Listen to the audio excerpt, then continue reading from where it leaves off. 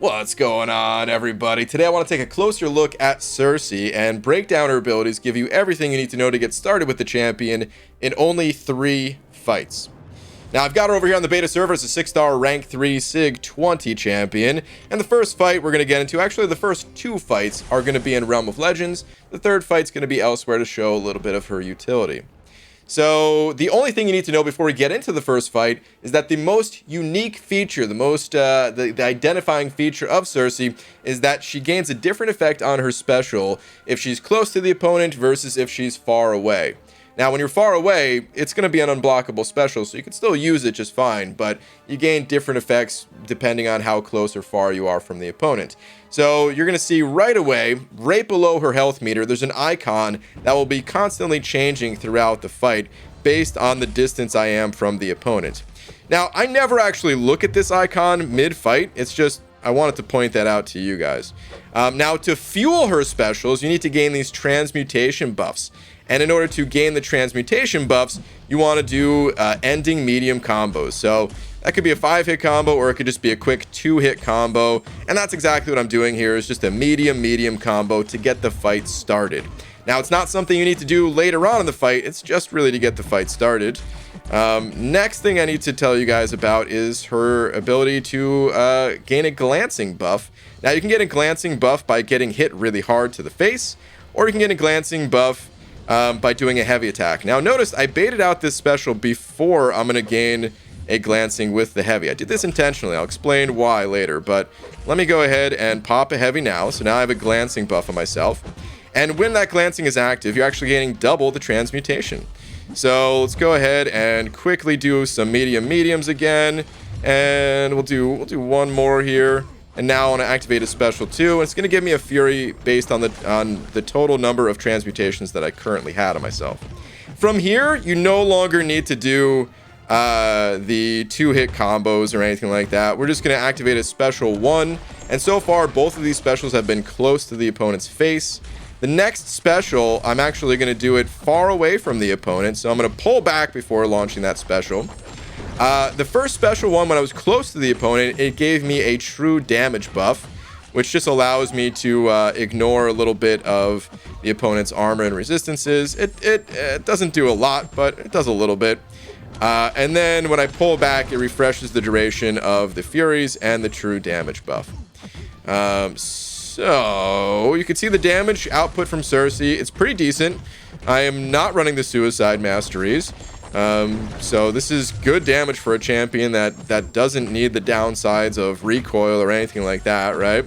And you pretty much just do that. You kind of rinse and repeat with a special 1, and then when you get close to killing the opponent, you just hit him with a special 2, and it's, like I said, pretty decent damage. So that's pretty much it, man. That's the fight in a slowed down version. So just to recap, you start the fight by gaining these transmutation buffs with ending medium combos. Just get them ramped up as fast as possible by doing just mediums. And then you activate your special 2 right in the opponent's face to gain Furies. If you gain distance on it, you won't gain Furies. You'll actually heal a little bit. And then once you gain those Furies from her special 2, you can gain a true damage buff from her special 1, and then do the special 1 far away from the opponent as well to reset the duration of those buffs. So let me show it one more time in a little bit of a sped up way. I'll show you exactly how I'd approach this fight. Again, we're going to start out with some mediums. So let's get those going. Gaining the transmutation buffs. And then I want to activate my glance when the opponent does not have much power. So I'll push her right above that power threshold, and I'll try to get her to throw this special. Then I'm going to do a heavy attack to activate my glancing buff. And from here, I'm going to gain extra transmutation buffs every time I would gain one. So now we've got 13 Furies. Now I'm going to do 5-hit combos at this point just to build my power quickly. And I want to do a special 1 right in the opponent's face. This will give me the true damage buff. And then from here, I'm going to do special 1s when I am far away from the opponent to reset the durations of those buffs, the Fury and the True Damage.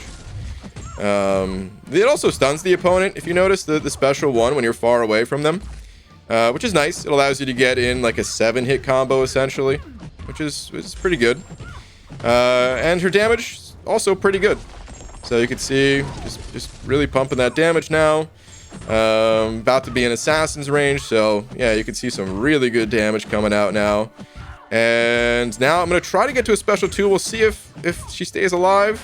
I need to block, so I'm actually gonna pop the special 2 when I'm far away from the opponent. And you actually heal from it. I was trying to show that you heal from it, but I guess it's only if the opponent stays alive long enough. But you can see in her description here, when you're activating the special 2, up close, gain the Furies, and far from the opponent, regenerate 5% of the damage dealt. Consume all transmutation buffs for an additional 3% for each transmutation buff consumed. So the healing, you could actually heal a ton with Sersi. Problem is, you really want those Furies, right? So without any kind of Furies, her damage is pathetic. So you need the Furies, and then to race back to a special 2 again to deal all that damage. It can be quite difficult to manage that all in a more challenging setting. So that's kind of how you play Sersi, though. Just a very quick recap. You first gain her buffs by doing ending medium combos. You then use a special 2 when you're up close to the opponent to gain the Furies. And then you can do a special 1 far away to refresh the duration of those Furies. Now, you saw me doing a special 1 up close and far away. I started with the up close one, actually, because it gives you that true damage buff. But it's not totally necessary. It doesn't do all that much. So that's kind of an additional bonus step. So gain transmutation buffs. Special 2 special 2 close to the opponent. Special 1 far away to reset the duration of those buffs. That's pretty much it. That's the cycle of Sersi. And if you want that true damage bonus, you do a special 1 up close somewhere in the mix as well. Okay, now that covers how to play the champion and kind of a damage showcase of the champion. But what about utility? Well, let's go ahead to one of my favorite areas of the game here. One of my favorite for being notoriously evil towards players. This quest in Act 5, 5.2.4, Lines in the Sand. This has the Masochism node. And part of Sersi's utility here is that she glances the opponent. And she can activate those glancing attacks with a heavy attack. Now, as soon as I enter the fight, you're going to see something else happen here. Because glancing, it happens 2 different ways. So glancing buff, let's just read this real quick. It activates by taking damage equal to or more than 120% of the opponent's attack rating in a single hit. It'll activate that buff for 10 seconds. Or you can charge your heavy attack. The top line there, charging a heavy attack has a 100% chance to activate glancing for 10 seconds. So either one of those. Now, while this glancing is active, it says, while this buff is active, gain a 100% chance for incoming attacks to glance. Glanced hits cannot be critical, deal 50% reduced damage, and suffer minus 100% offensive ability accuracy. That's the key part right there. Minus 100% offensive ability accuracy. That means anytime the opponent is hitting you, their ability accuracy is shot. It's done, unless they have some other way to amplify it. So that includes Masochism. Now, Masochism, it can apply if you're putting like a bleed on the opponent or something like that. But typically, the most annoying way that it's applied is just when you try to parry the opponent, right? So I'll show you when playing Sersi here that you can actually parry the opponent and not trigger that Masochism. So let's get Yellow Jacket's health down a little bit. Now, I noticed it being a little bit weird where, watch, I'm just going to take a blocked hit, and it's going to activate the glancing right away.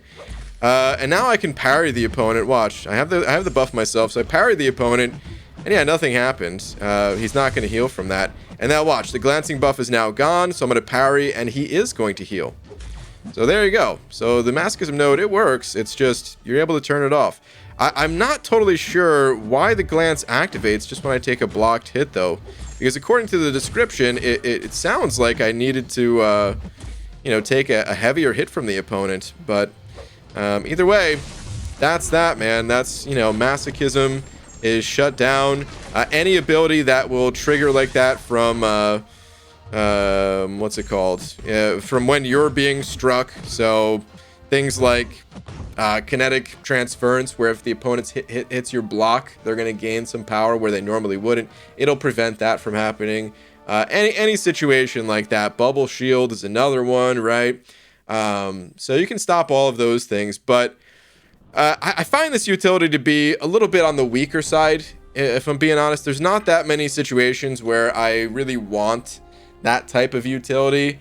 And there's other ways of shutting those abilities down from other characters that feel a bit stronger overall. So, you know, if you have the luxury of having someone like Apocalypse, well, I'd much rather use Apocalypse for this content than Sersi.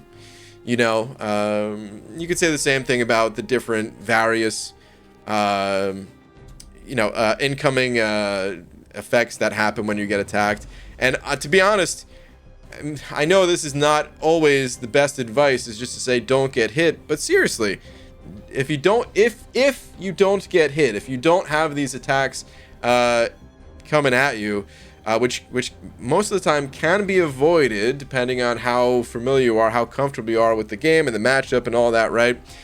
Your experience level here, you can get your openings in different ways. So you can already play around the masochism node just by, you know, baiting out heavy attacks, or you can play around kinetic transference by finding your openings after dodging the opponents or dexing the opponent's special attacks, and you can get your attacks in that way. So I find that utility to be slightly lacking. She does have some other utility here where based on the transmutation buffs that you have, you can reduce the duration of bleed, shock, incinerate, and heal block on yourself by 90%, and you'll need 3 transmutation buffs for that. But you're still going to take damage from these things against high level opponents. Even if you have a bleed on yourself for only 10% of the duration, that's kind of nasty. So I don't know, the utility there, I'd rather just go with someone that's immune to those effects, right? If you have it at your disposal. Now, of course, this is all assuming that you have you know, other champions in your roster that you can use. If Sersi is like one of your first champions that you're getting or something like that, like if I was doing a new account challenge and I pulled Sersi, dude, I'd have a blast with Sersi. You kidding me? I would crush it on a new account challenge. I would use her all the way through Cavalier, basically. But the deeper you get in the game, I don't really see myself investing in the champion if I pulled her.